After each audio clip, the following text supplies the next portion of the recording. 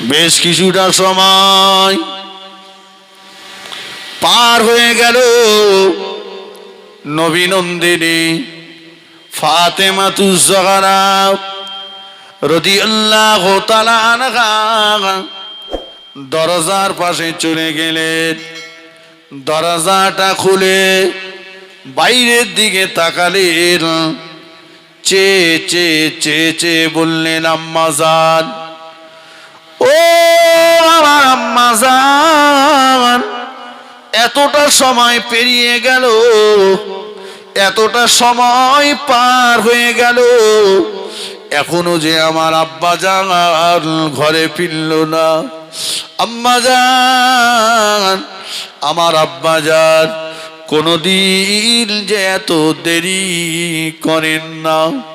মা খাদিজাতুল কুবরা বলছেন, ও বেটি ফাতেমা, তোমার আব্বা দিনের দাওয়াত দিতে গিয়েছে, আল্লাহ পাকের ওয়াহদানিয়াতের বাণী মানুষের কাছে পৌঁছাতে গিয়েছে। তোমার আব্বা যার দুনিয়ার পথ ভোলা মানুষগুলোকে পথ দেখাতে গিয়েছে, জাহান্নামের রাস্তায় চলা মানুষগুলোকে দয়ার জান্নাতের রাস্তা দেখাতে গিয়েছে। জানি না এখনো কেন তোমার আব্বা জান ঘরেতে ফিরছেন না। আবার বেশ কিছুক্ষণ ফাতেমা ইন্তজার করলেন। বেশ কিছুটা সময় পার হয়ে গেল। আবার নবী নন্দিনী ফাতেমাতুজ জাহরা রাদিয়াল্লাহু তাআলা আনহা দরজার পাশে চলে গেলেন। দরজাটা খুলে বাইরের দিকে চেয়ে চেয়ে চেয়ে চেয়ে বললেন, আম্মা জান, এখনো আমার আব্বা জানকে বাড়ি আসতে দেখছি না। আমার আব্বা যে কোনোদিন এত দেরি করে না। কোনো কিছু হলো নাকি আমার আব্বা জানের?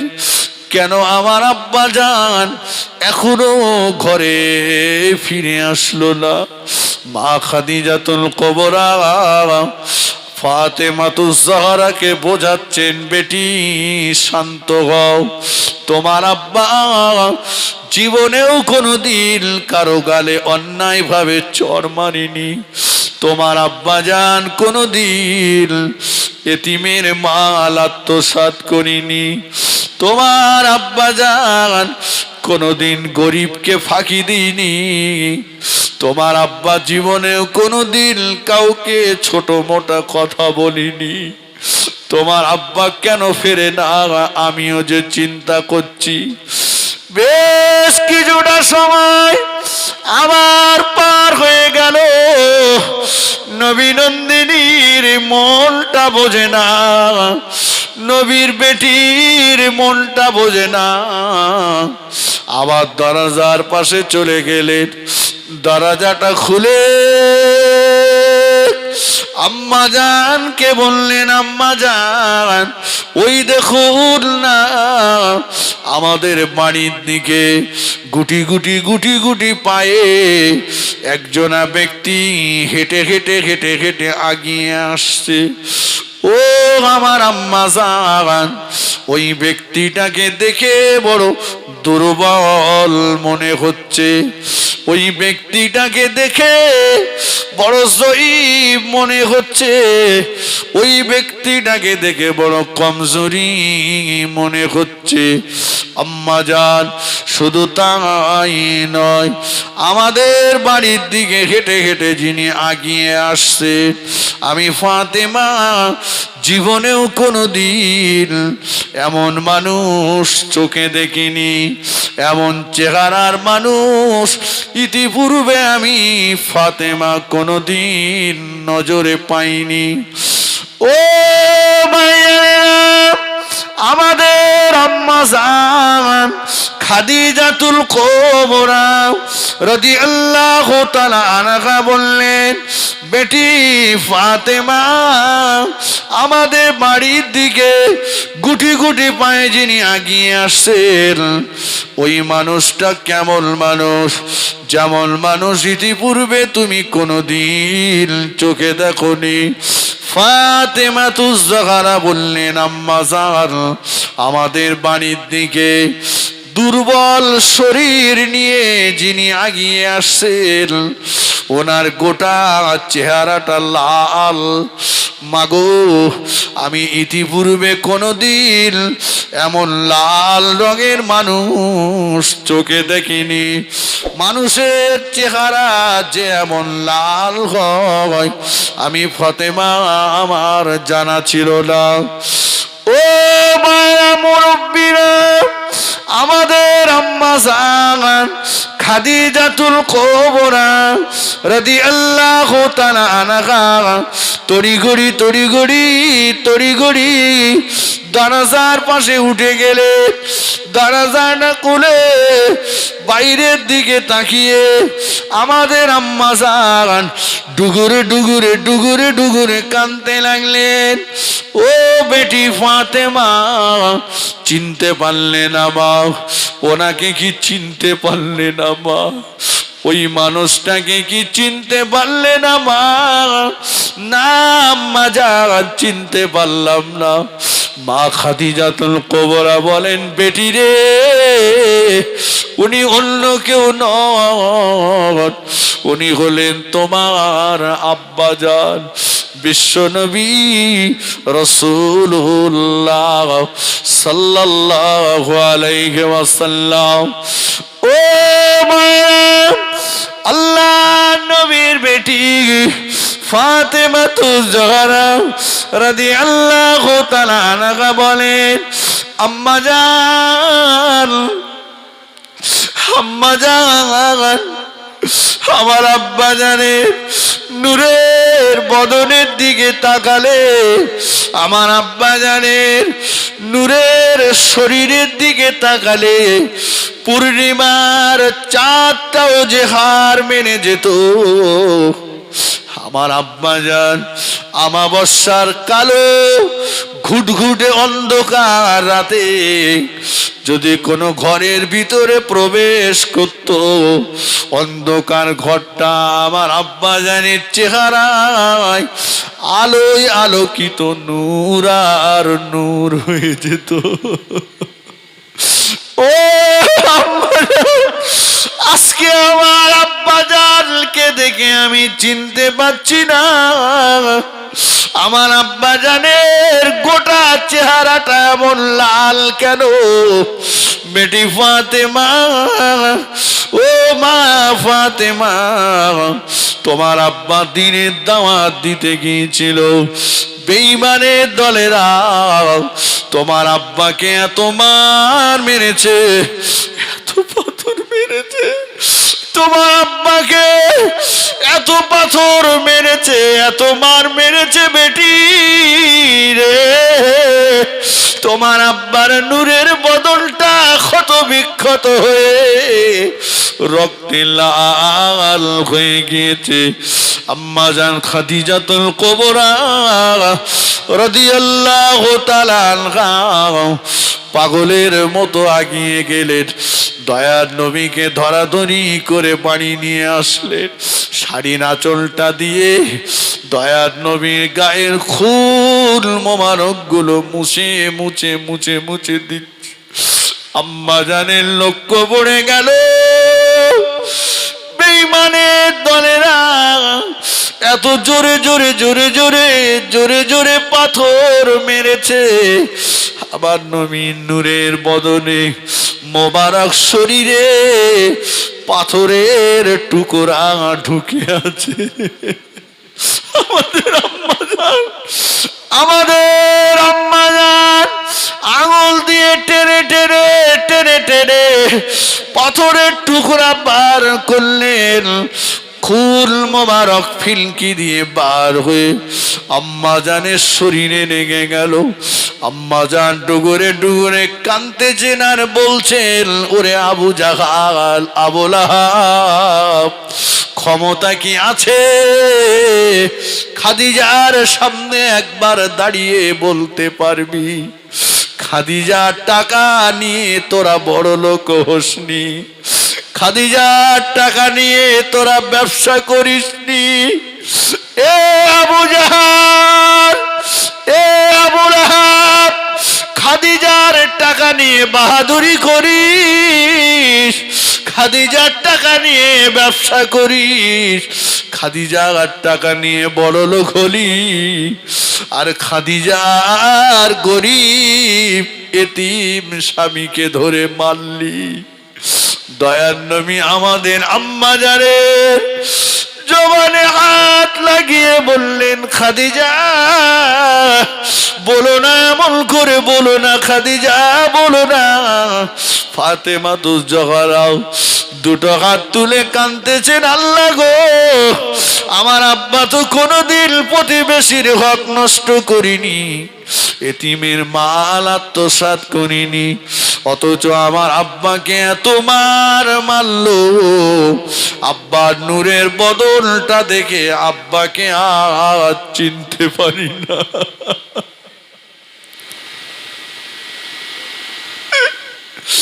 আল্লাহ নবী ফাতেমার হাত থেকে নামিয়ে দিয়ে বললেন, বেটি রে, আমার বেটি, ও আমার বেটি ফাতেমা, বদদোয়া করিস না রে মা, বদদোয়া করিস না।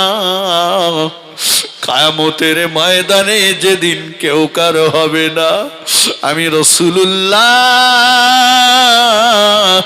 ক্ষত বিক্ষত চেহারা নিয়ে, মারের আঘাতের দাগগুলো নিয়ে আল্লাহর শাহী দরবারে দাঁড়িয়ে যাব, আল্লাহকে বলবো, রব্বুল আলামিন,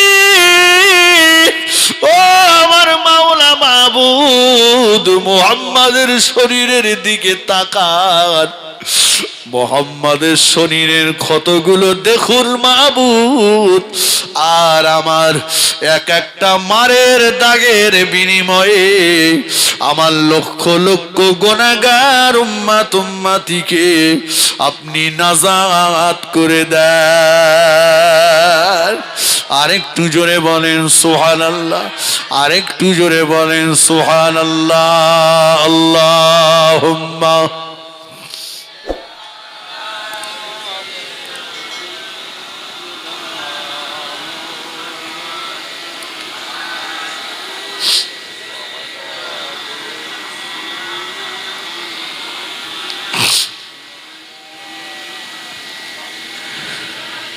নবীর রওজা শরীফ দেখে মন ভরে না, দিদার দাও গো শাহে মদিনা। নবীর রওজা শরীফ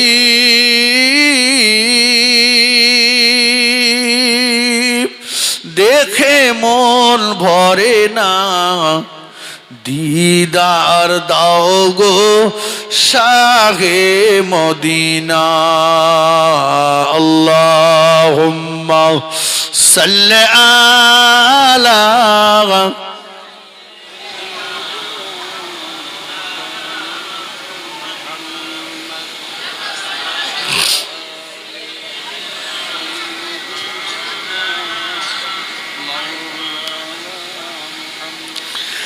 আরশের মেহমান করেছেন আল্লাহ, কত শান কত মান মোর কামলিওয়ালা, ও গো মদিনাওয়ালা করো করুণা, দিদার দাও গো শাহে মদিনা। নবীর রওজা শরীফ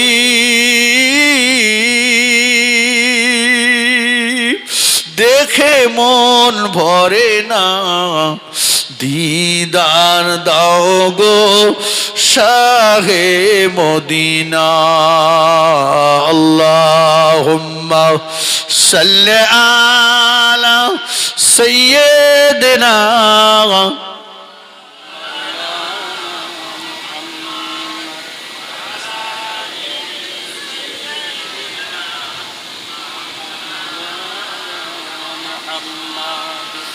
আমার ভাইয়েরা, নবী দিবসের মাহফিল, তাই শুধু নবীর কথাই হবে। কথা ঠিক কিনা? আমি বেশিক্ষণ বক্তব্য রাখবো না, বেশিক্ষণ আপনাদের বিরক্ত করব না।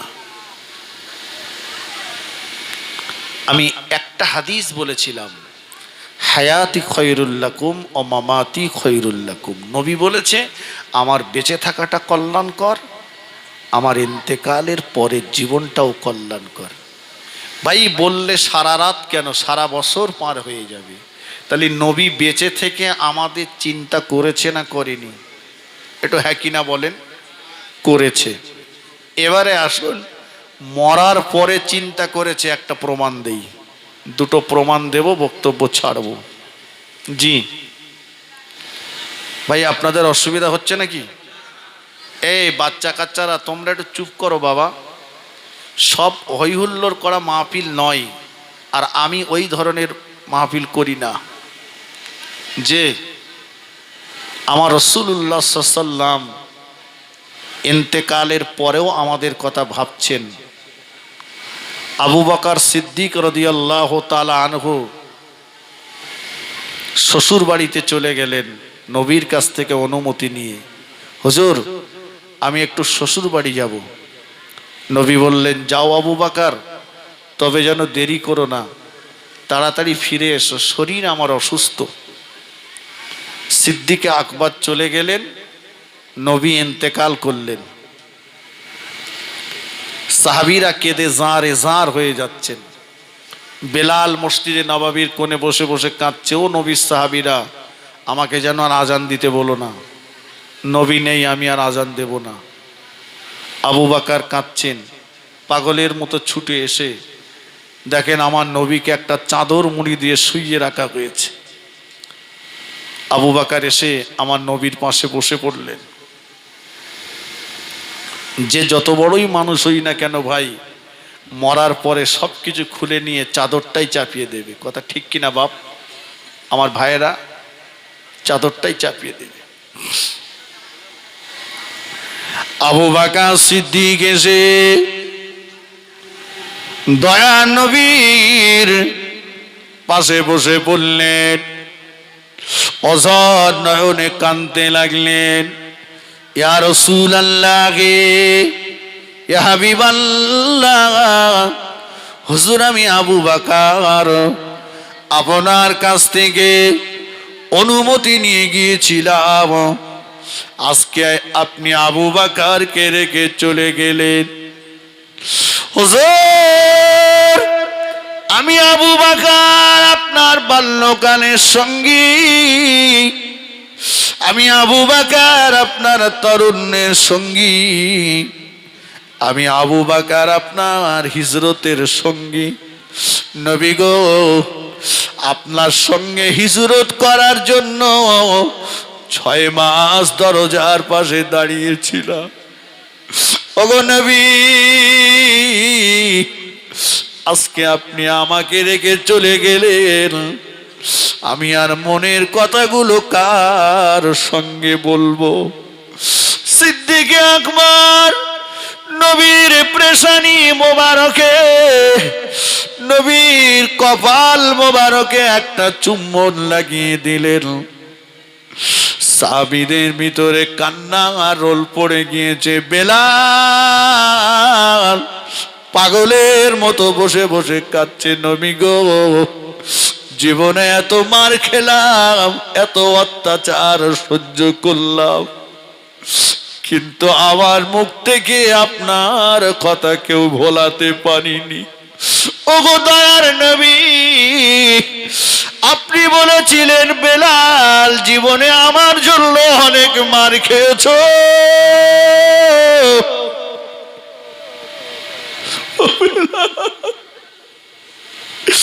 জীবনে নবীর ভালোবাসা দেখাতে যে মরুভূমির উত্তপ্ত গরম বালুর উপরে তোমায় শুইয়ে দিয়ে গরম বালুগুলো গালের ভিতরে ঠেসে ঠেসে ঠেসে ঠেসে দিয়েছে বেলাল, তবুও তুমি তোমার নবীর কথা বলোনি। হুজুর আপনি আমায় বলেছিলেন বেলাল মুক্তি যখন পেয়েছো আর কোথাও তোমায় যেতে হবে না। আমি নবী মদিনার মসজিদে নববীর ইমাম, আর তুমি হবে মদিনার মসজিদে নববীর মুয়াজ্জিন। ও বাবা বেলাল, তুমি আজান দেবে আর আমি ইমামতির জায়গায় দাঁড়িয়ে যাব, তুমি আকামত দেবে আর আমি নামাজ শুরু করব। বাকি জীবনটা দুজন কাছাকাছি থাকবো। দয়ার নবী গো, আপনি আমাকে রেখে চলে গেলেন। এই নবীর সাহাবীরা, তোমরা যেন আর কোনদিন আমাকে আজান দিতে বলবা না। নবী নাই, আমি বেলাল আর আজান দেব না। ওসমান গনি কাঁদছে, কে বলবে ওসমান বীরে রোমা কুয়াটা কিনে দাও, কে বলবে ওসমান গরিবের মেয়ে বিয়ে হচ্ছে না, ওসমান পাশে দাঁড়িয়ে যাও। ওমর তলোয়ার নিয়ে বেরিয়ে পড়েছে। কেউ যদি বলে নবী ইন্তেকাল করেছে, ধরার গর্দান আলাদা করে দেব। নবীর ইন্তেকালের কথা কেউ ওমরের সামনে যেন বলবি না।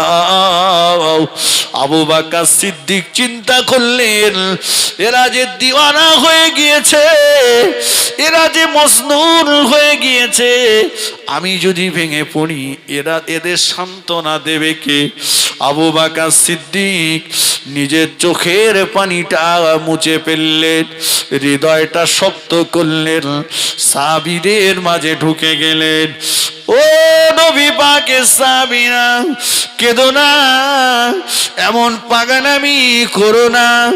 ও নবীর সাহাবীরা, কেঁদো না, এমন পাগলামি করো না। তোমরা কি নবীর নূরের জবানে বলতে শোনোনি? আল্লাহর কোরআন পাকের ওই আয়াত, ওমা মুহাম্মাদুন ইল্লা রাসূলুন কদ খালাত মিন ক্বাবলিহির রাসূল, মুহাম্মদ সাল্লাল্লাহু রাসূল ব্যতীত অন্য কিছুই নন।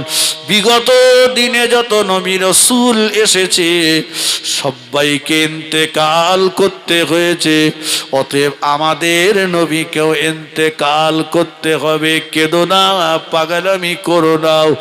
ওমর রাদিয়াল্লাহু আনহু বলেন, আবু বকর সিদ্দিক যখন আমাদের সান্ত্বনা দিচ্ছেন, আমরা যেন মনে করছিলাম এই মুহূর্তে আসমান থেকে কোরআন শরীফ নাজিল হচ্ছে।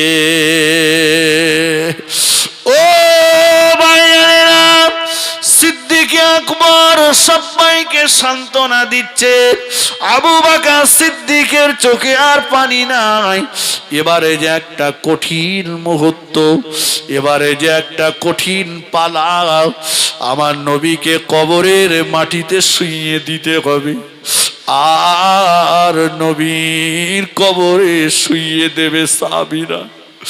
নবীকে যারা এক মুহূর্ত না দেখলে থাকতে পারত না, নবীর পায়ে একটা কাঁটা বিঁধলে যারা সহ্য করতে পারত না, তারা আবার নবীকে কবরের মাটিতে শুইয়ে দেবে। নবীর কবরে তিনজন সাহাবী নেমেছেন। কোন কিতাবে এসেছে নবীর কবরে চারজন সাহাবী নেমে গেছেন। মাথার দিকে ইবনে আব্বাস রাদিয়াল্লাহু তাআলা আনহু নেমে পড়লেন। পায়ের দিকে নবীর জামাতা হযরত আলী রাদিয়াল্লাহু আনহু নেমে পড়লেন। মাঝখানে আবুল ফজল আবুল কাসিম রাদিয়াল্লাহু তাআলা আনহু নেমে পড়লেন। উপরে নবীর সাহাবীরা নবীর কবর ঘিরে দাঁড়িয়ে আছে। আবু বকর সিদ্দিক উপরে আমার নবীর কবরে মাথার দিকে দাঁড়িয়ে আছে। ও মায়েরা, ইবনে আব্বাস রাদিয়াল্লাহু তাআলা দয়ার নবীর কবরে মাথার দিকে নেমে দুটো হাত বাড়িয়ে দিলেন। দুটো হাত বাড়িয়ে দিয়ে দয়ার নবীর মোবারক মাথাটাকে বুকের সঙ্গে জড়িয়ে ধরলেন। হযরত আলী নবীর কদমের দিকে নেমে, পায়ের দিকে নেমে নবীর দুটো কদম মোবারক বুকের সঙ্গে জড়িয়ে ধরলেন। সাহারে সাহাবীদের ভিতরে কান্নার রোল পড়ে গেল। যে আবু বকরের চোখে এতক্ষণ পানি ছিল না, যে আবু বকরের চোখে এতক্ষণ পানি ছিল না, যে আবু বকর এতক্ষণ কাঁদছিল না, ওই আবু বকরের চোখ দিয়ে পানি বার হতে লাগলো। আল্লাহুম্মা। এই কি হলো ভাই রে?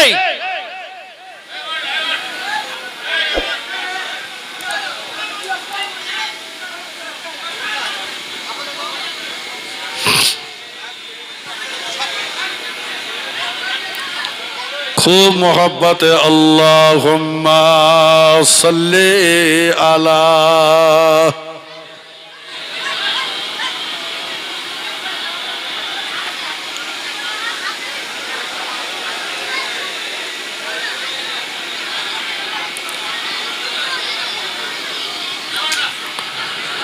मुसीबत ना पाई जोदी, मुसीबत ना पाई जोदी, करुणा तुम्हार कबरे हाशरे কি হবে আমার, কবরে হাসরে কি হবে আমার। আল্লাহুম্মা সাল্লি আলা।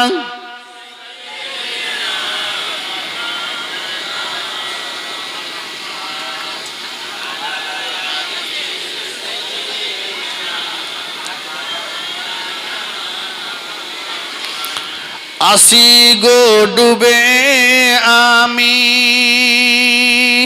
পাপেরি সাগরে, না জানি কি হবে কবরে হাসরে। তোমারি সুপারিশ বিনা কেমনে হব পার কবরে হাসরে কি হবে আমার। মুসিবত না পাই যদি, মুসিবত না পাই যদি, করুণা তোমার কবরে হাসরে কি হবে আমার। আল্লাহুম্মা। কি হলো বাইরে? কি হলো বাইরে? কি হচ্ছে?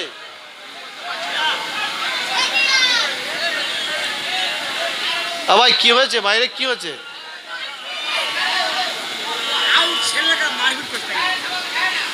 কি সমস্যা বলো তো? ইবলিস শয়তান সব আশেপাশে এসে গেছে, এই সুন্দর মজলিসটাকে ভেঙে দেওয়ার চক্রান্ত করছে। কথা বোঝেননি?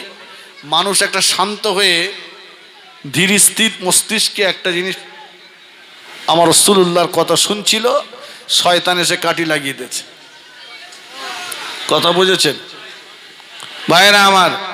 রাস্তায় যা হচ্ছে হোক, আপনারা যারা আছেন ভিতরে এসে বসেন, বসে যান। কমিটির ছেলেরা চলে আসে, সবাইকে ভিতরে বসিয়ে দেন, ভিতরে বসিয়ে দেন। আসুন আমার দিকে খেয়াল করুন। ও ভাইরা, আবু বকর সিদ্দিক রাদিয়াল্লাহু তাআলা আনহু চোখ দিয়ে টপ টপ টপ টপ করে পানির টোসা গড়িয়ে যায়। বলতে লাগলেন, ও গো ইবনে আব্বাস, ও ভাই ইবনে আব্বাস, খুলে দাও, খুলে দাও। একটাবার আমার দয়ার নবীর মাথার দিকের কাপড়ের কাপড়টা খুলে দাও। দয়ার নবীর চাঁদ মুখখানা একটাবার দেখে নি। ইবনে আব্বাস দয়ার নবীর মুখের দিকের কাফনের কাপড়টা খুলে দিলেন।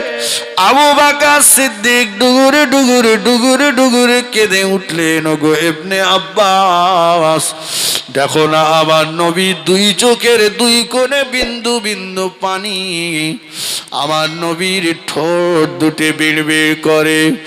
ইবনে আব্বাস বলেন, আমি আমার কানটাকে বিশ্ব নবীর পবিত্র জবানের কাছে নিয়ে গেলাম, স্পষ্ট শুনতে পেলাম নবী কবরের মাটিতে শুয়ে শুয়ে বলেন, রব্বি হাবলি ইয়া উম্মতি, আল্লাহ আমার গুনাহগার উম্মতের উপায় কি হবে? আল্লাহ আমার গুনাহগার উম্মতের উপায় কি হবে? জোরে বলেন সুবহানাল্লাহ, আরেকটু জোরে বলেন সুবহানাল্লাহ।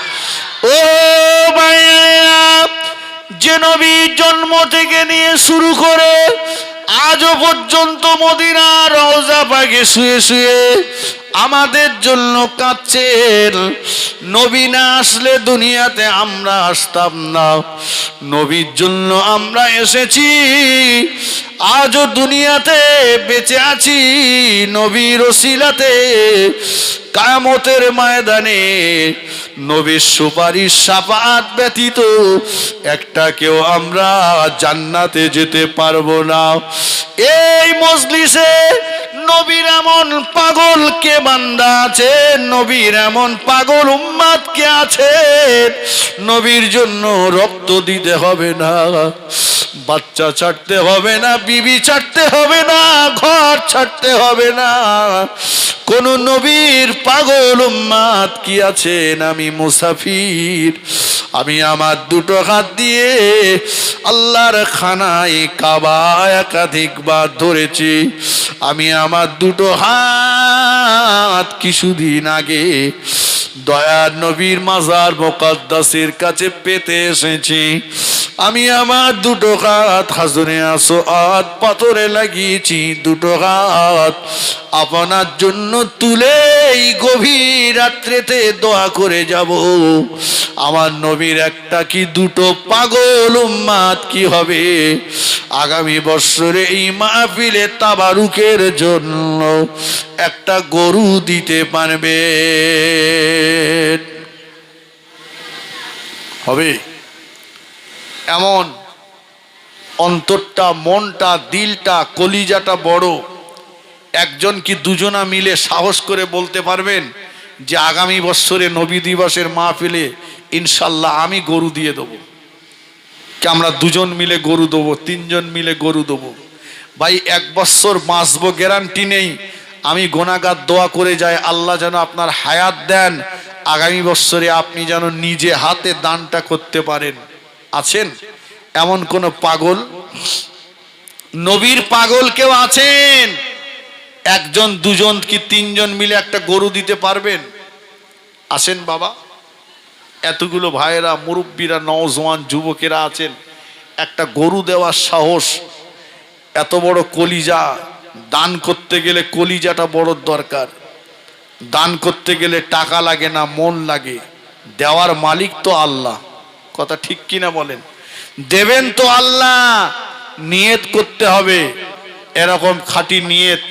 আল্লাহ পাকের একজন বান্দা, আমার নবীর একজন পাগল উম্মতি আছেন যে আমার আব্বা নেই, মা নেই, দাদু নেই, দাদিমা নেই, তাদের রুহের মাগফিরাতের জন্য নবী দিবসের এই মাহফিলে আমি আগামী বছরে একটা গরু দেব। আছেন কোনো ভাই? আছেন? পারবেন? একজন দুজন কি তিনজন মিলে আমার যুবক ভাইয়েরা পারবেন? আসেন, একটু বলবেন ভাই, আমি একটু হাত তুলে দোয়া করে যাই, একটু হাত তুলে দোয়া করব তার জন্য। কে আছেন পারবেন একটা গরু দেওয়ার মতো? আল্লাহর কোনো বান্দা নাই, কোনো পাগল উম্মাত নাই, মা বাপের কোনো আদরের সন্তান নাই, দাদু দাদিমার কোনো আদরের নাতি পোতা নাই, পারবে না বাবা?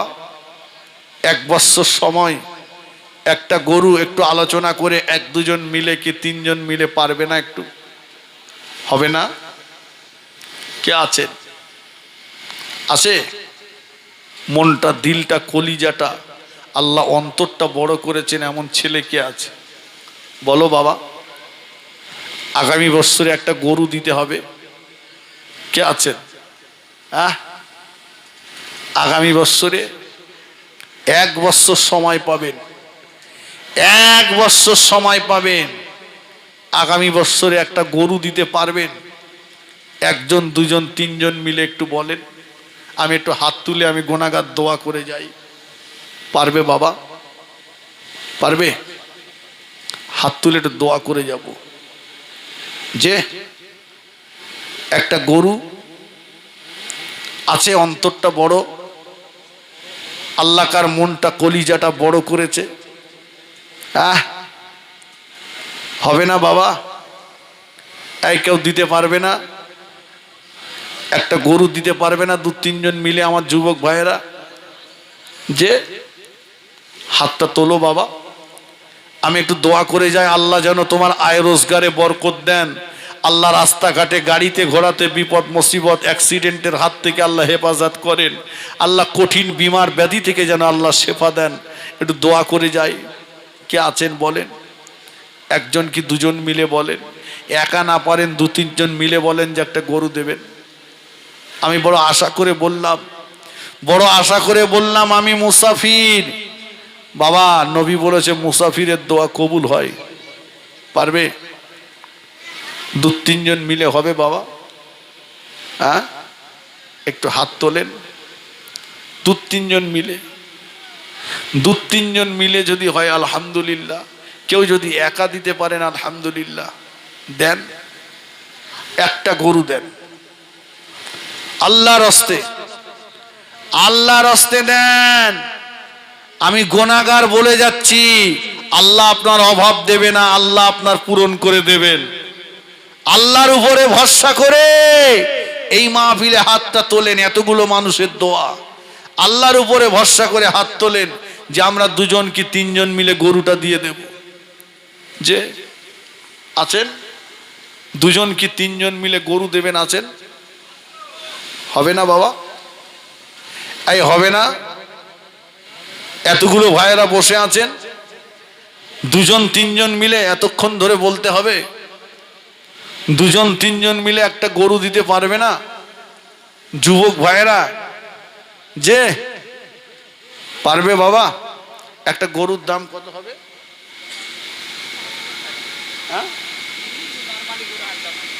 কতটা গোস হবে? তাতে তো হবে না, তাতে তো হবে না। তাহলে যে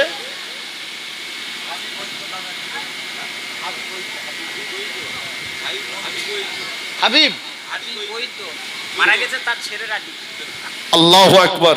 কি নাম? হাবিবুর রহমান বৈদ্য। উনি ইন্তেকাল করেছেন। ওনার ছেলেরা একটা গরু দেবেন। জোরে বলেন না আলহামদুলিল্লাহ। এই কচিরা জোরে বলো নারায়ে তাকবীর, নারায়ে তাকবীর, নারায়ে তাকবীর। একটা গরু বলো মারহাবা, একটা গরু বলো মারহাবা, নারায়ে তাকবীর।